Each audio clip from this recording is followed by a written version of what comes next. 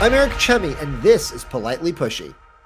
Big show today. I'm really excited about this. We're filming this just a couple of days before Christmas, so this is perfect for that end of year holiday rush, the whole thing going into 2022. Today, we're talking about the supply chain, those good old bottlenecks, digital commerce trends. Is Cyber Monday a thing of the past? And what are retail CEOs most scared about for 2022? My guest today, Steve Denton. He's the CEO of Ware2Go. He's got 20 years and more of experience in digital commerce. He's a serial entrepreneur, having previously sold companies to both eBay and Rakuten. So he knows a lot more about the stuff than I do. We know the supply chain has been a mess. Ports are congested. Warehouses are struggling to keep up with inventory. We're going to get into some of the hidden trends going on behind the headlines, what happened in 2021, and what he's looking at for 2022. Ware2Go, it's less than 4 years old as a company with majority investment coming from UPS. I think you've heard of them. Ware2Go's typical customer is the middle market digital retailer with anywhere between $5 and $250 million in gross revenues.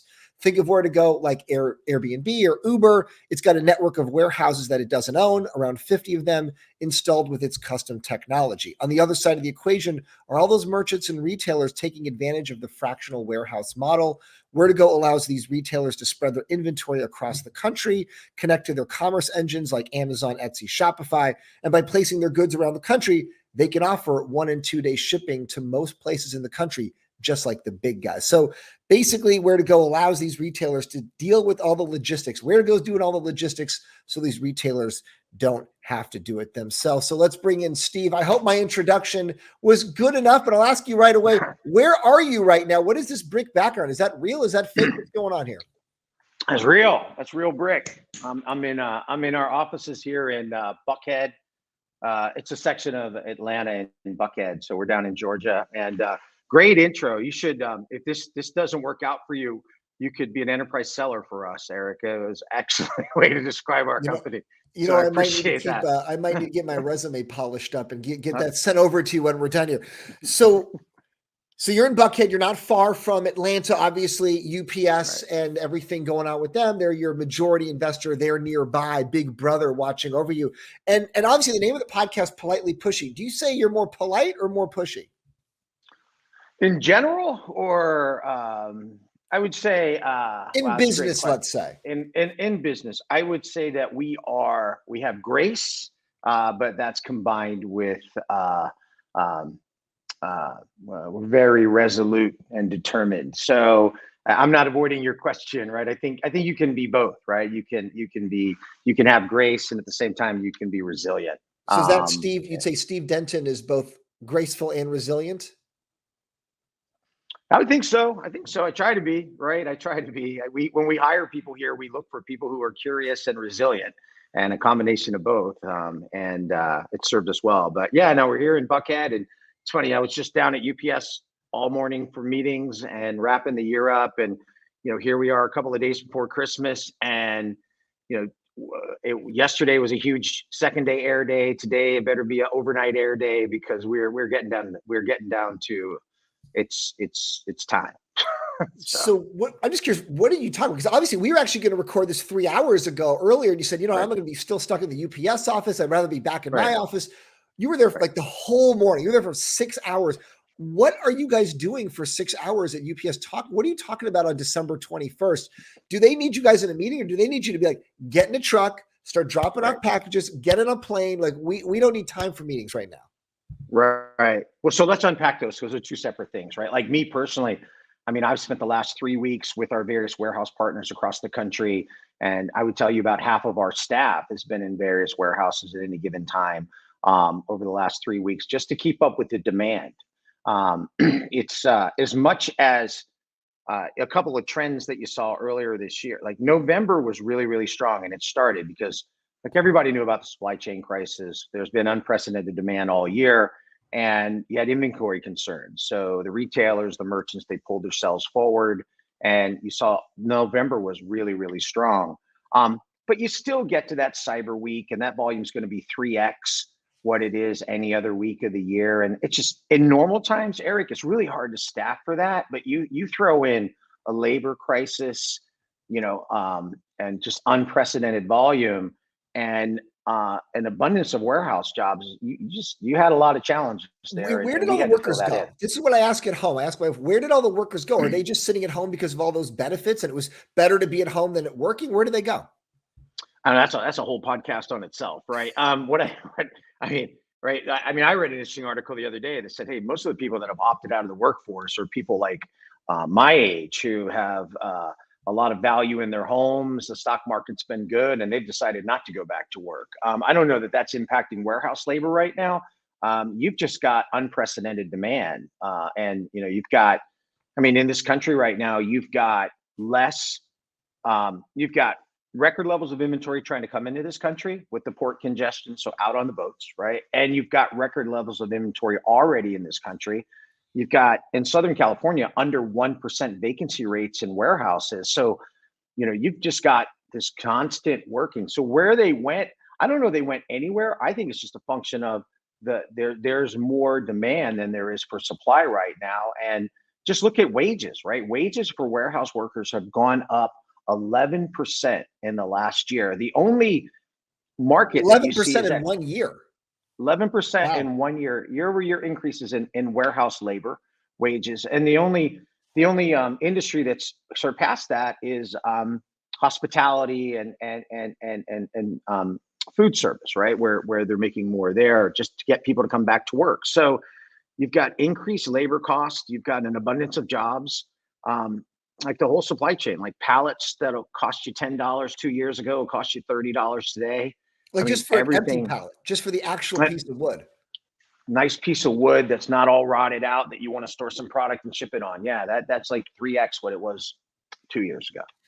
So is this what you're talking about when you're going to UPS? What's the topic of conversation on December 21st?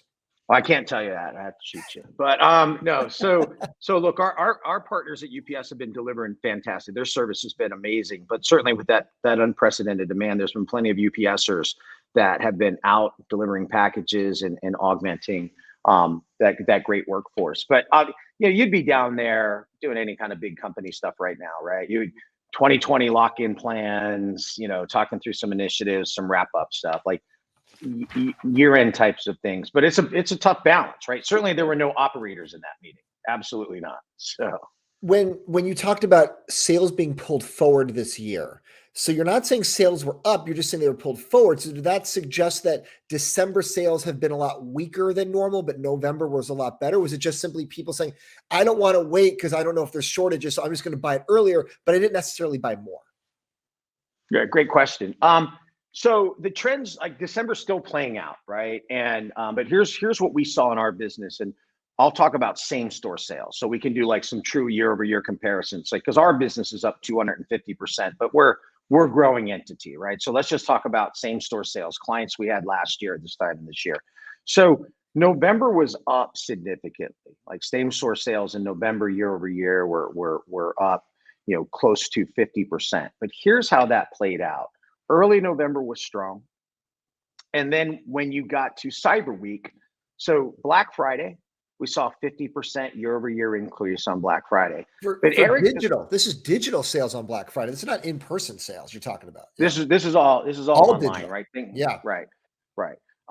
But the story, right? The story that we saw this year that we've not seen before was the Saturday after Thanksgiving, right? That traditional small business Saturday. That was up 70% year over year. Really? 70% year over year. And then Cyber Monday was only up 5% year over year. So when you hold on, we got to unpack that. We got to pause here. We're gonna take a time out. So the Saturday was up 70%. Cyber Monday was up 5%. I mean, basically like nothing, no growth for all the growth we've been talking about, all this demand. Cyber Monday was effectively a zero in terms of growth. I mean, that's shockingly low. And then the 70 is shockingly high on Saturday. But why? Why did everyone just jump the gun by 2 days? I think a couple of things. One, if you're a consumer, you're not immune to the fact there's a supply chain crisis, right? There's been plenty of articles, television segments on, what's going on and a concern with inventory. Is it going to be available, right? Which is why you saw early November have a ton of demand. And then when you looked at Black Friday, that was up, great, 50% year over year. And then I think what you saw with consumer behavior was the sales were pulled forward. I don't think they were thinking they were going to be getting tremendous Cyber Monday deals. They were deals pulled forward, and I think the consumers were worried about the inventory running out, and consumers were worried about not having that availability or the things they wanted to buy if they waited till Monday. So they got on it on Saturday. Saturday was huge. I mean, to me, that Saturday was the story of the holiday shopping season because of how much year-over-year growth it had. When do you do your Christmas shopping? So it's funny, mine's been done for a while. As someone who works in this industry, it's been done quite a bit. But I'm also, Eric, I'm one of those guys that I travel a lot, and when you travel a lot and you see certain things, you pick them up for people along the way. So I'm one of those collectors. And then the hard thing for me is trying to remember where I hid it. Right. So like I was digging through my closets and things like that. I was like, I know I got that person something. Where did I put it? So that I buy them throughout the year. But I do take advantage of, like, this past Saturday. If you were looking to buy something digital this past Saturday, or you were looking to take advantage of a last minute deal this past Saturday, there were some great deals online. It was amazing to me, like what I saw there. So, but to finish I just want to give you a complete answer. November was really, really strong. The first 2 weeks of December were really soft. And then when I say soft, just not at that level of trajectory and growth. Was there still growth, or was it actually a decline? No, there was growth. We haven't seen any year-over-year declines. Okay. There's certainly persistent growth, but not at the same levels. It just didn't sustain that. And then the last 6 days have been really, really strong. And look, we still got a couple of days to go. We got to land this plane, but there's some crosswinds, right? You got some heavy crosswinds on this landing, and we got to stick it. So everybody's working hard to deliver a great peak season for our clients and their customers. So you mentioned that Saturday, the quote, small business Saturday. I've also heard it referred to like Super Saturday. I mean, I don't know whatever you call that Saturday. Right. You said that's the story of this holiday. Was there anything else that stuck out to you other than this pull forward? Anything else that surprised you or surprised a lot of your retail, your customers, the actual companies that are your customers, that were just like, wow, we just didn't see this coming? It wasn't a surprise. It was something we planned for, but something we expected. So obviously, there was a lot of inventory that's been sitting in warehouses since COVID started that, you may have been on the wrong end of consumer preferences when COVID hit, right? You certainly, like, apparel was one of those categories. Right, like nobody needed pants, right? Like all I need is a collar and up. I don't need pants because of COVID. Yeah. Right. Because we haven't seen anybody like below where you and I are right now, like for almost 20 months now. So for shoes, right? Nobody needed nice shoes for work, for example. Yeah. Right. Yeah. So when I say you were on the wrong side of the consumer preferences for COVID, things like that, right? So that inventory has been sitting in warehouses now for almost 20 months, and you're paying monthly storage fees on that. So what you saw, which is a good point. People forget the stuff was already made, right? The stuff was about to get sold, got stuck, and now someone is effectively paying rent on storage just to let it sit there, and it's wasting away, effectively rotting away, and companies are paying the price of that. So I'll let you go, but I just wanted to make sure people understood that a lot of companies just all of a sudden ran into a brick wall, like behind you, of problems that they didn't see coming a week prior. Absolutely. So let's say you're sitting on an item that you retail for $40. I don't know how much margin is baked into that you can afford to have that sit and pay storage for that for almost 2 years. So what a lot of clients that we saw this year did, what their sales looked like, you had your traditional sales, right? Spend $150, get free second day shipping or overnight shipping, or save 20%. But the bigger one was a lot of buy one, get one. And a lot of the get one was last year's inventory that they needed to move out. So the buy one, get one, a lot of the get one was last year's inventory. That required, on the logistics side, a lot of planning, because if you've got old, what we call like dead stock that's sitting in a warehouse, it's typically not a primary pick location. Oh, it's like hiding in the back. It's like when you go to the parking garage in Manhattan, and they're like, oh, you need that car? That car is 5 rows back. It's going to take us 3 hours to get to it. 5 rows back and 5 floors high, right? And we got to move a lot of vehicles to get it. And you're just trying to get home from your Broadway show, right? So we really had to work with our clients to really understand their promotional schedule, especially on the buy one, get ones, because they might have been up on the fifth level, 400 yards deep in a warehouse and if all of a sudden you sell 600 of those units, the productivity is going to get crushed in a warehouse. So understanding that and being able to plan around that was really critical. So that was not a surprise. We planned for it, but it absolutely could have been a disastrous surprise if we weren't planning for it, because it would just messed up productivity. What would have happened if they had screwed it up? Is it just like, oh my gosh, now we got workers that are just digging through the back here and it just takes forever to get the stuff out? And then everybody's orders, everyone who needs that warehouse just starts to fall behind? Yeah, well, you got to make some trade outs, right? So you typically have labor that's dedicated to certain types of accounts within a warehouse, and if you get everybody's got unprecedented demand and everybody's spiking, and if you're suffering warehouse, if you're suffering efficiency challenges, that is going to domino that entire workforce. So it was really important and critical to plan for that. And then the other thing we did that I thought was really smart is we went out into our warehouses starting in the summer, just doing like reslotting, re-engineering, and making sure that everything was optimal so that we could do it, because the labor situation, it was just tough. I mean, you had people that decided they weren't going to show up on Black Friday, no show, no call. And then, you get a half a dozen people do that. It just throws things into a mix, which is why we had to back them up with our own employees to make sure we could deliver a great peak for our customers. And your own employees, meaning like people that have no experience in a warehouse, they're working some desk job, and you're like, hey, buddy, let's go. Well, it's an experience, Eric, right? So it's an experience, right? It's got a lot of benefits, right? You get to stay in a hotel, you get to go to a nice dinner, you get to experience you get to see what we do in action versus conceptually. You get to be part of it, which, I'd make light of it, but ultimately it does help you design better products. It helps you design better user interfaces. It's actually a really good experience. It's a great experience for salespeople to understand like what a great client looks like and what's challenges look like. And it's a great experience. And I think it's great that our folks can get out there from 2 to 5 days a year and experience and appreciate the work that our partners in the warehouse do. So you got to market it a little better than just, you got to market it. Yeah, that's why you're running things. And I'm in the small box, you're in the big box. So 2022, how much of these trends are going to continue? It looks like now we're in the third year of COVID, the third calendar year, and it's not going away. And it's interesting you say, like, okay, you've got dead stock, you got to move things around in the warehouse. So it's not about just how close the warehouse is to my house for delivery. It's like, geez, well, where is the item within the warehouse? You might lose a day just trying to find it in there. So how many of these trends are you now looking forward to for next year? What are your retail C-suite conversations like for your customers that are these digital merchants, that $5 to $250 million online seller? What are they worried about for next year? Because I don't think inflation's going away. There might be more stimulus. I don't know if people are getting back to work, but there's a lot of cash at home. People want to buy stuff. It sounds like all these problems are still going to exist. Yeah, it's so when I talk to our clients and the C-suite and our clients, talk to them about our roadmap for 2022 and getting an understanding of their concerns and what they're thinking about. There are really four trends that I hear about consistently. I mean, these are the consistent trends, right? The first one you kind of already mentioned, like we've had growth over the last 2 years, right? Especially last year, this year we had growth, but a lot of it was fueled, you could say, by fiscal policy and stimulus, and a lot of it. I mean, you might say all of it, right? Possibly, right, yeah, right. I mean, the COVID part of it, if it wasn't for the government, I don't think we were growing, right?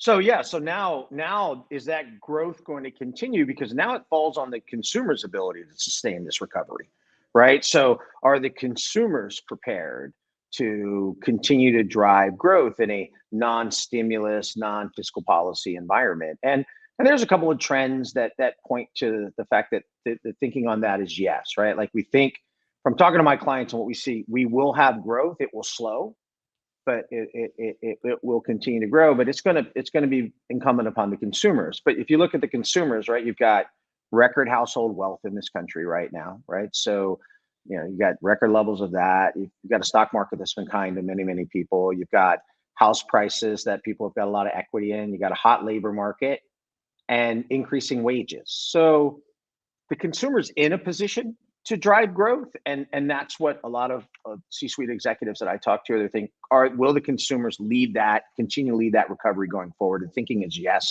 it'll just be slower. And then you see things like Omicron and Delta. It suppresses it and extends it, right? So we're still thinking that we'll get through that. The second one is labor market bottlenecks, right? We have a labor shortage in this country, that creates bottlenecks. I mean, I couldn't get in a restaurant last night, not because it wasn't open. There just wasn't enough staff, Right. to serve folks. And you clearly have labor market bottlenecks, which, we're doing as much as we can to automate as much as we can. And you see robotics in warehouses and things like that. But, they're building warehouses at a record pace right now. I mean, with consumer chips, they're building, with these computer chips, they're building facilities in Arizona, but it's 2 years before that's going to be completed. So you got to deal with the reality of those labor market challenges, product market bottlenecks. So if you're manufacturing overseas, we think the ports are going to clear up in the middle of the year, right? We think that congestion is going to clear up, but you still got those bottlenecks. And then last one, you mentioned it, right? Inflationary pressures. Well, I want to right? go back to number 3 real fast before we get to 4. Yeah. Product market. We always hear the phrase labor market. We get that. Product market, you don't hear that phrase as much. So that's your boat sitting there in California, just hiding in the ocean and waiting to get out. So how does it work? Is it just you got to wait for warehouses to get sold out first, or you got to sell these things, the dead stock, and then the boats will then dump them off into the warehouse and you guys collect it from the boats? What's the order of operations that needs to happen before these boats can get on shore? Right. Well, look, in the U.S., you got a lot of firms are struggling to meet the demand. And they've also experienced some disrupted supply chains, right? And that's largely due to a lot of high goods consumption, right? We've had this imbalance of high goods consumption. So that's created some challenges.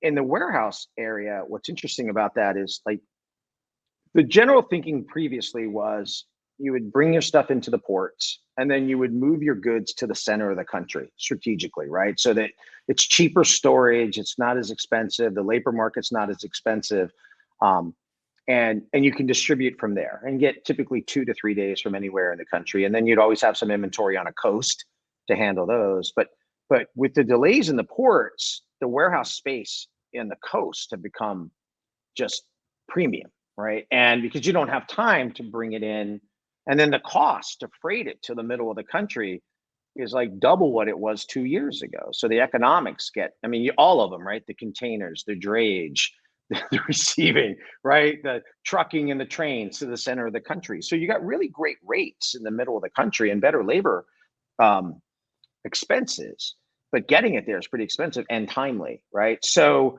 the big pressure points right now are on the coastal warehouse markets. And like I said, in Southern California, it's less than 0.5% vacancy. So what you have to think through there is taking my dead stock or slow moving inventory and moving that to the center of the country, right? You got to move that into like a Kansas or a Dallas, Texas, or something like that, and take advantage of that. And then using those coasts for your high moving, high turning inventory. And then I think a lot of folks are really rethinking right now their SKU counts and thinking about, okay, do we need this much variety? Do we need this many choices? Do we need this many colors? Like, should we be reducing? So you get black and white. That's all you get. You don't get red, blue, and green this year.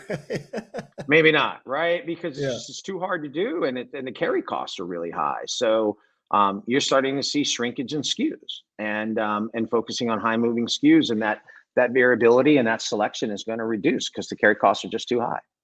It's really interesting to hear what you're saying about the warehouses on the coast versus warehouses in the middle of the country, but then the cost to get it to the middle of the country. And all of a sudden I started thinking about what you said earlier around the buy one, get ones, right? And which things are you trying to sell? Where is it in the warehouse? And now I start thinking, if I were to go online, maybe I'm going to get interesting sale prices, sale opportunities because of literally where that thing is stored. Like that thing is stored on the coast. We need to sell this thing and get it out of here versus this thing is stored in Kansas. We don't necessarily need to discount it as much. It's all of a sudden very fascinating to think what I start to see as a customer is influenced by SKU, by literally where that thing is. Yeah, SKU count, storage cost, your transfer. So look, supply chain costs are easily up 200, if not 250% over the last 2 years, if you roll it all together, right? Like labor, shipping, storage, all of it, drayage, containers, everything. So, and that goes to your number 4, because you were going to say your fourth point was the inflationary pressures, right? Inflationary, right. Well, yeah. So, we all saw the November wholesale goods pricing that came out, and it was pretty staggering. But I got to be honest with you, it's not keeping pace with what I've seen in the supply chain. I have not seen the price increases in the supply chain get passed on to the consumer at the same levels. It's not a one for one. So the public data point was what again? That was like what was that number? It was like around 9%, right? Yeah, but 9%. I think it was like 9.2% wholesale prices up in November, right? And you're saying you're seeing it much more inside the system that we're not even seeing yet. Inside the supply chain, right? I mean, for example, storage costs in the fourth quarter are 3 times what they are quarters 1, 2, 3.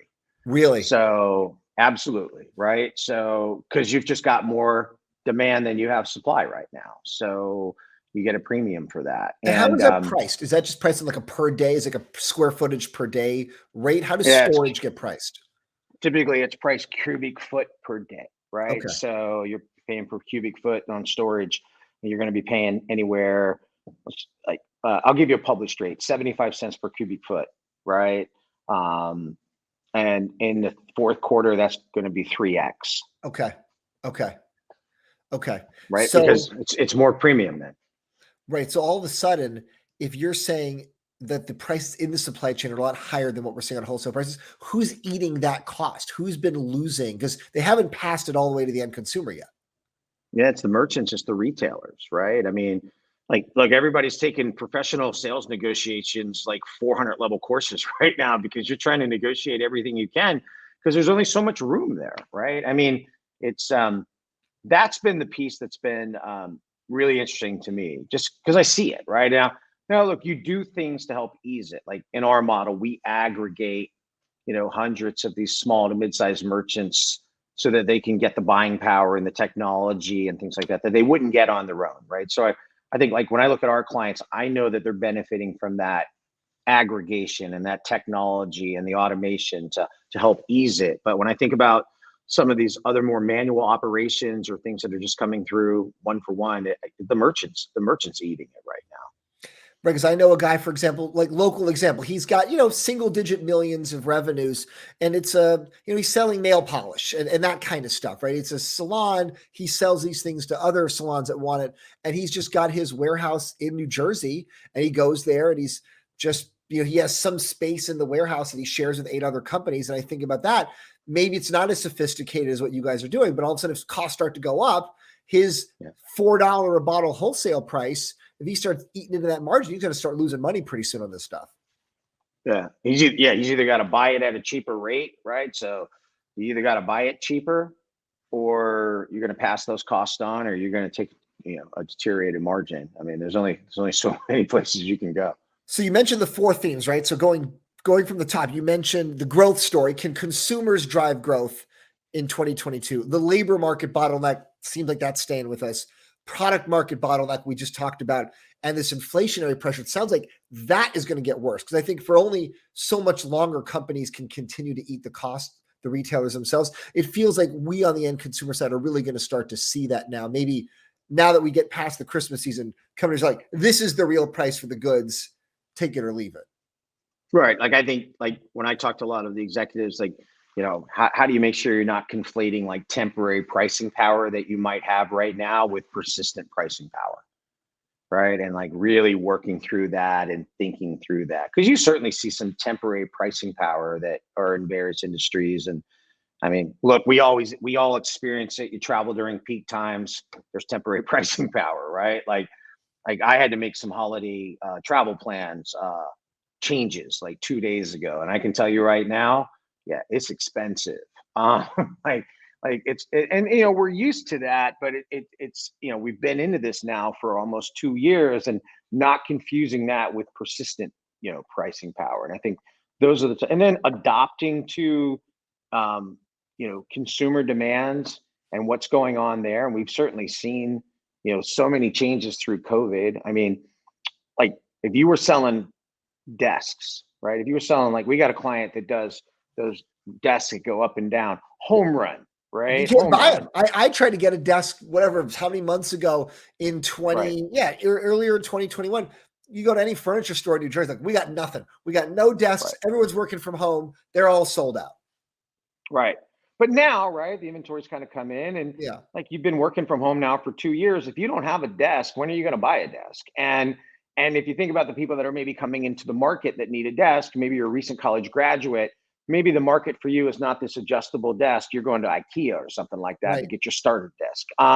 So you see these cyclical changes within the supply chain and the fluctuation of consumer demand, and staying on top of that, because we've certainly seen these like consumption overshoots in terms of different products and things like that, and just being really vigilant around that is going to be important when we're thinking about inflationary pressures and things like Because that. the desk one's a good example. It's all of a sudden, if in, let's say, May, it's like, okay, we're a retailer, we don't have any more desks. Let's try to get more manufactured for us in Asia, where we're originally getting these on the boats. But by the time now, nobody needs a desk. Everyone's got their desk. Eventually I got a desk somewhere, right? So you eventually find it. You're right. So now, does anyone need a desk? There's more desks in America than have ever existed in America. Maybe if they overdo it, then they get delayed, right? Then all of a sudden you're getting shipments of things that are never going to get sold, and now they're just stuck in a warehouse and you're back to the same problem. Storage, yeah. So, and there was an interesting statistic that surfaced up in some research we did. We surveyed like 2,000 different merchants, and one of the fascinating things is 59% of the consumers, Eric, reported that they did business with a merchant that they had never done business with before pre-pandemic, That's a right? lot. So that's a lot. Like, so you think about the boom in new customer acquisition that many of these merchants, branded manufacturers, and retailers experienced through the pandemic, just through shifting consumer. Like my parents, right? All of a sudden they discovered Instacart, right? Good for them, right? But that wouldn't have been something they would have traditionally gravitated towards under normal. So there's certainly this acceleration, which drove this huge new customer acquisition opportunity. And we saw, let's reach 59% of the consumers said, I did business with someone I'd never done business with before. If you don't get the supply chain right, which means you offer them, 2-day shipping, or they get it fast, they get it at a right price, they got easy returns, they're getting those communications. Say, Eric, your desk is on the way. Here's the tracking number. Eric, your desk is getting delivered today. And then if you don't like it, have an easy return, then that was like a one and done. And it's a complete blown opportunity to turn that into a lifetime customer. And that's why the supply chain is so critical in times like this, not just for the fact of getting things delivered and moving the nation's goods, but also for retailers to retain those opportunities where they had first-time customers that they could turn into lifetime customers. Yeah, I think it's a good point, because I'm thinking about just sitting here on the computer up in the attic and how many emails I get, because I don't know what's going on downstairs. And you get the email like, all right, your Amazon package has been delivered, or your Christmas gift that I bought for someone or myself has been delivered. And I think about, this is more a trend now than even 2 years ago. There's a lot more communication, because before it was just like you'd open the door like, oh, I guess there's something in the porch. And now, before you even go downstairs, to look for it now. It's table stakes, right? Yeah. I mean, in today's world of today's connected consumer, right? This B2E consumer, because I don't think we're B2B or B2C. I think we're just B2E. We don't differentiate ourselves anymore. Wait, get it? What's B2E?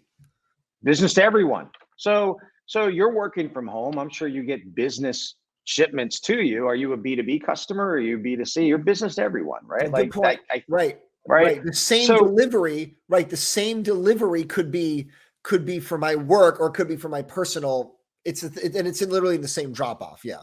Yeah. And you don't differentiate, and you probably shop for your business stuff like you shop for your personal stuff. You look at product reviews, and you expect access to the world's inventory, and you want a personalized experience that's built for you, and you want price transparency and all those things. That's table stakes right now. And if you blow it because you miss it on the supply chain, then it's blown an opportunity to turn you into a lifetime customer, right? So this is I'm glad I'm not a retailer, because I think 2022 is going to be another tough year. And I mean, what do you say to them? Are most of them pessimistic, because the challenges, those 4 challenges in combined, probably makes their life pretty difficult? I don't think they're looking at 2022 thinking, hey, this is going to be a fun year for us.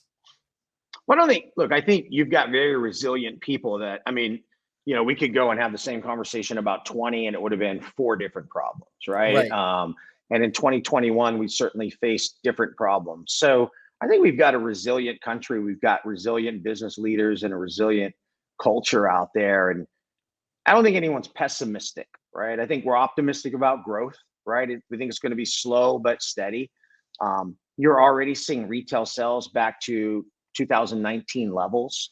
So I think people are optimistic about it, but certainly cautiously optimistic, and well aware of the challenges. But I think the thing we've all learned is my son. My son says this all the time to me. He goes, "Dad, life's going to throw you some waves, so you better learn to surf or you're going to drown." And How old is your son? he's like 21. That sounds about right. Yeah.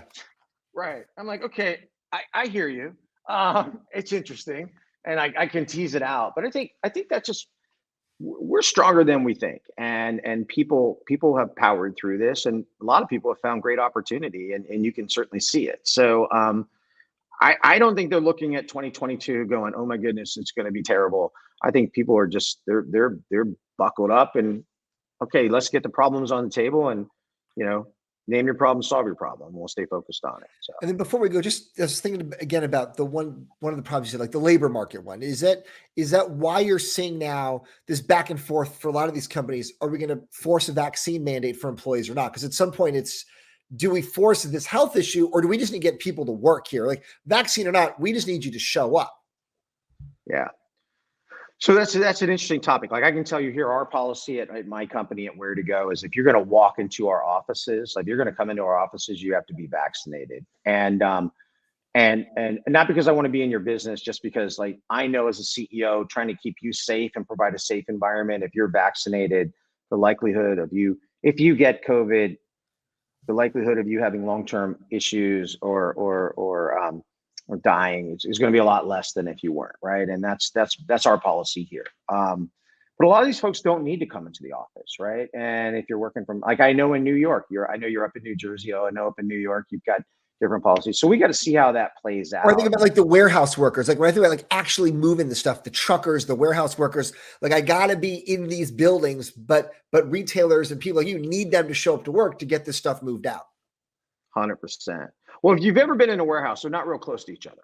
Right. So, right. And they're moving. They're in there, but they're not close. Yeah. Right. Right. And the other thing, that's why these robotics companies, I mean, it's a whole different podcast, but the valuations on these robotics companies are going through the roof because you can't, if you just look at the projections for small package and the e-commerce market and you roll that thing forward, there aren't enough people in this country to do those jobs anyway, if it was under the current state. So you've got to automate it, which is why you're starting to see some amazing automation in these warehouses, and you're starting to see robotics, you just the pick pack. It's amazing what's going on there. It just takes a while to implement them and install them, but that's the path forward. Yeah, we'll have to do a whole other podcast about the robotics. I'd be curious, in 5 or 10 years, are we going to see many fewer warehouse workers because the robotics are simply just going to do most of that work? Well, if you look at the projections on the market, I don't know if we'll see fewer, but if we just see the same, you're going to have to augment it with robotics because there aren't enough people to do that work under the way it currently does, which is why companies like mine and some of my competitors, right? You've got to solve these things with technology. You just can't solve it the way. And I'll tell you this, just to wrap it up. Someone asked me the other day, they said, Steve, what would have happened if this would have taken place a decade ago?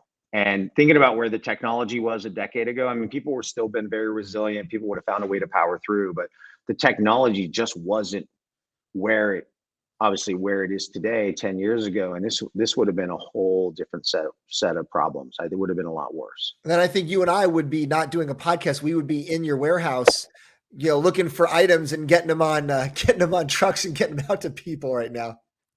100%. Steve, appreciate this. This has been fascinating. I learned a lot. This is eye-opening to me. What's going on? What are the challenges that most consumers, they never see it. They only deal with the end result. But to just hear the examples of what's happening from the ships to the trucks, to the warehouses, to the stores, to the websites before it gets to your home. Steve, I really appreciate the time today. Of course. Hey, here's the good news. If we do our job right, the consumers don't need to know anything. They won't know it. It's when they think everything's good, that means everybody's doing their job right. But it's been tough. But Eric, I enjoyed talking to you and wishing you and your family a happy holiday and a wonderful new year. And thanks for the time. We really do appreciate it. Thanks again, Steve.